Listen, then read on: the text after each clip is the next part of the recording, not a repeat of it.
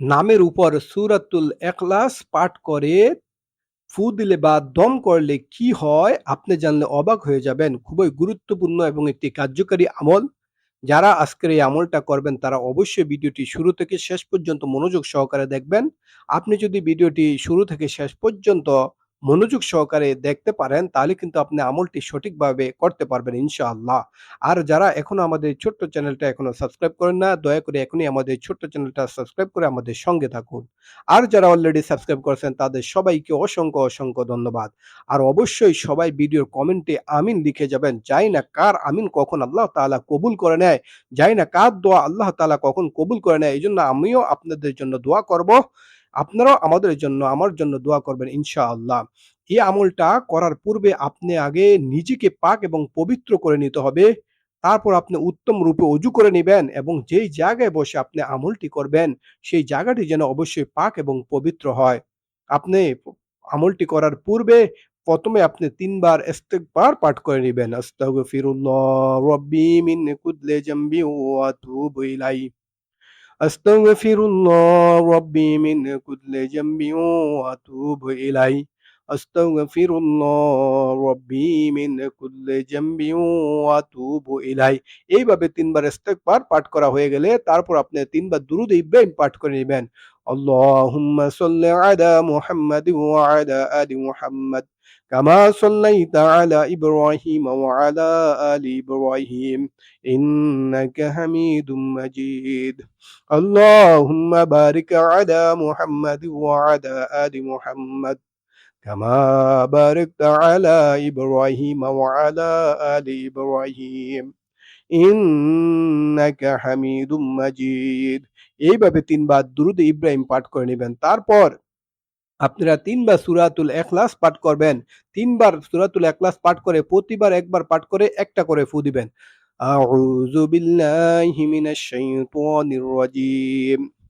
বিসমিল্লাহির রহমানির রহিম। قل هو الله أحد الله الصمد لم يلد ولم يولد ولم يكن له كفوا أحد। এইভাবে যখন একবার পাঠ করা হয়ে যাবে এখন আপনি একটা ফু দিবেন বা দম করবেন। কোথায় ফু দিবেন? আপনি যার জন্য এই আমলটা করবেন তার মায়ের নাম আগে উপরে লিখে নিবেন একটা কাগজের মধ্যে। উপরে থাকবে তার মায়ের নাম, তারপরে তার নাম। যদি আপনার স্বামী হয় তারপরে ধরেন আপনার স্বামীর নাম থাকবে। যদি আপনার সন্তান হয় তাহলে আপনার নাম উপরে থাকবে, তারপর নিচে আপনার সন্তানের নাম থাকবে।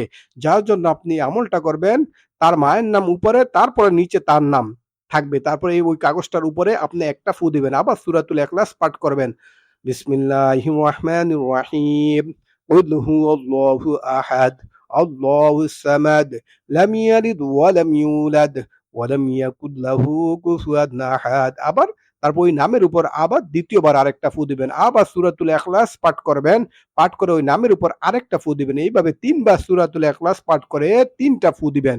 তারপর শেষে আপনারা ৩ বার দুরূদ শরীফ পাঠ করে নিবেন। যেই দুরূদ আপনারা পারেন সেটাই ৩ বার পাঠ করে নিবেন। সাল্লাল্লাহু আলা মুহাম্মাদ সাল্লাল্লাহু আলাইহি ওয়াসাল্লাম। সাল্লাল্লাহু আলা মুহাম্মাদ সাল্লাল্লাহু আলাইহি ওয়াসাল্লাম। সাল্লাল্লাহু আলা মুহাম্মাদ সাল্লাল্লাহু আলাইহি ওয়াসাল্লাম। এখন আপনি এই নামের উপর সূরাতুল মানে ইখলাস পাঠ করে ফু দিলে বা দম করলে কি হয় বা কি উপকার হয় সেটা জানার পূর্বে যারা এখনো আমাদের চ্যানেলটা সাবস্ক্রাইব করেন না দয়া করে এখনই সাবস্ক্রাইব করে আমাদের সঙ্গে থাকুন। যা ধরেন সাপোজ আপনার সন্তান আপনার কথা শুনে না, আপনার স্বামী আপনার কথা শুনে না বা স্বামী স্ত্রীর মধ্যে মিল মহব্বতের জন্য বাবা মা এবং বাবা মার জন্য মিল মহব্বতের জন্য, ছেলে বাবা মার মধ্যে মিল মহব্বতের জন্য, মেয়ে মার মধ্যে মিল মহব্বতের জন্য এই আমলটা খুবই গুরুত্বপূর্ণ এবং একটি কার্যকরী আমল। আপনারা আশা করি এই আমলটা সঠিকভাবে করবেন। কেউ খারাপ উদ্দেশ্যে খারাপ নিয়তে আমলটা করবেন না।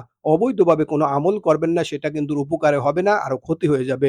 এজন্য ভাই আজকের আমলটা খুবই গুরুত্বপূর্ণ এবং একটি কার্যকারী আমল।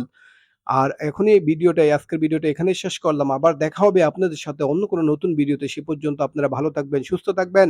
আল্লাহ হাফেজ। আসসালামু আলাইকুম ওয়া রাহমাতুল্লাহ।